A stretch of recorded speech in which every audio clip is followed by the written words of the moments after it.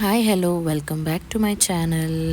ಇವತ್ತು ನಾನು ಚನ್ನಪಟ್ಟಣ ತಾಲೂಕಲ್ಲಿರೋ ತಗಚಗೆರೆ ಗ್ರಾಮಕ್ಕೆ ಬಂದಿದ್ದೀನಿ. ಇಲ್ಲಿ ಶ್ರೀ ಬೋರೆದೇವರ ದೊಡ್ಡ ಬುಕ್ತಿ ಹಬ್ಬ ಅಂತ ತುಂಬ ಗ್ರ್ಯಾಂಡಾಗಿ ಮಾಡಿದರು. ಒಂದು 15-20 ಸಾವಿರ ಜನಕ್ಕೆ ಅಡುಗೆ ಮಾಡಿಸಿದ್ರು. ಇವರು ಲಾಸ್ಟ್ ವೀಕ್ ಕೂಡ ಮುತ್ತತಿಲ್ ಕೂಡ ಇದೇ ಥರ ಅಡುಗೆ ಮಾಡಿಸಿ ಊಟ ಕೊಡಿಸಿದ್ರು ಎಲ್ಲರಿಗೂ.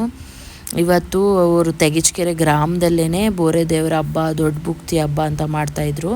ಸೊ ನಮ್ಮ ರಿಲೇಟಿವ್ ಒಬ್ಬರು ನಮಗೆ ಇಲ್ಲಿ ಇನ್ವೈಟ್ ಮಾಡಿದರು. ನಾವು ಅಲ್ಲಿಗೆ ಹೋಗಿದ್ವಿ.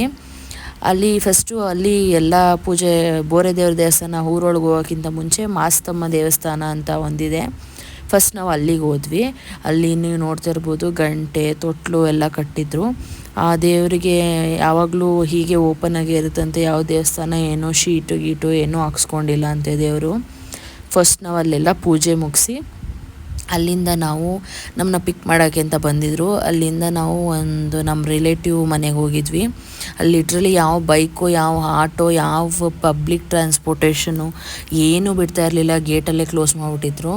ಅಲ್ಲಿ ಸ್ವಲ್ಪ ನಮ್ಮ ರಿಲೇಟಿವ್ ಮನೆ ಸ್ವಲ್ಪ ಎಂಜಾಯ್ ಮಾಡಿಕೊಂಡು ಅಲ್ಲಿಂದ ನಾವು ಊಟಕ್ಕೆ ಹೊರಟ್ವಿ. ಸುಮಾರು 15,000 ಜನಕ್ಕೆ ಹೆಂಗಪ್ಪ ಅಡುಗೆ ಮಾಡಿಸಿರ್ತಾರೆ ಅಂತ ಅಂದ್ಕೊಂಡು ನಾವು ಹೋದ್ವಿ ಹೆಂಗೆ ಮೇಂಟೈನ್ ಮಾಡ್ಬೋದು ಅಂತ. ಬಟ್ ತುಂಬ ನೀಟಾಗಿ ಮೇಂಟೈನ್ ಮಾಡಿದರು. 1 ಲಾರಿ ಫುಲ್ಲು ಅನ್ನ, 1 ಲಾರಿ ಫುಲ್ಲು ಮುದ್ದೆ, ಎಷ್ಟೊಂದು ಕೊಪ್ಪರಿಗೆ ಫುಲ್ಲು ಮಟನ್ ಮಾಡಿದರು. ಬರೀ ಮಟನ್ ಮಾತ್ರ ಮಾಡಿದರು. ಮಟನ್ನು ಮತ್ತು ಬೋಟಿ ಗೊಜ್ಜು ಎರಡೂ ಮಿಕ್ಸ್ ಥರ ಮಾಡಿದರು. ತುಂಬ ಚೆನ್ನಾಗಿತ್ತು ಊಟ ಮಾತ್ರ. ಕೌಂಟರ್ 1 ಕೌಂಟರ್ 2 ಅಂತ ಚೆನ್ನಾಗಿ ಮೇಂಟೈನ್ ಮಾಡಿದರು. ಮೈಕಲ್ಲಿ ಅನೌನ್ಸ್ ಮಾಡ್ತಾನೇ ಇದ್ದರು. ಸೊ ನೀವು ನೋಡ್ತಾ ಇರ್ಬೋದು ಸಖತ್ತು ಜನ ಇದ್ದರು. ನಾವು ಲಿಟ್ರಲಿ 11:30ಗೆ ಹೋಗಿದ್ವಿ. ನಮಗೆ ಆರಾಮಾಗಿ ಊಟ ಎಲ್ಲ ಸಿಕ್ತು. ತುಂಬ ಟೇಸ್ಟಿಯಾಗಿ ಕೂಡ ಇತ್ತು. ಅವರು 15,000 20,000 ಜನ ಅಂತ ಅವ್ರು ಟೇಸ್ಟಲ್ಲಿ ಏನೂ ಕಾಂಪ್ರಮೈಸ್ ಮಾಡ್ಕೊಂಡಿರಲಿಲ್ಲ.